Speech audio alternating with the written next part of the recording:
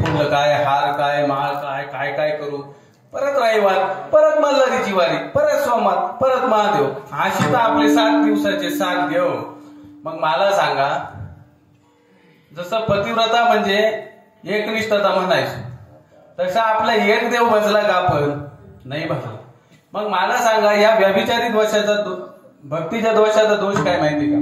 जर आपल्या वेळ आली ते म्हणतात दोन्ही थडीवर हात ठेवला त्याचं काही खरं, एकनिष्ठ राहिला तर त्याचं सगळं खरंय, पण दोन्ही थडीवर हात ठेवलं तर काही खरं नाही. पण तसं आपण 7 वाराचे 7 दिवस जर 7 देव धरले आणि आपल्यावर वेळ आली, आपला जीव जायला लागलाय आणि आपण मग आता जीव जायला लागलाय, आठवला खंडोबाची हाक मारी बसले, खंडोबा हे मल्हारी मला सोडव, मी पार असा तसा.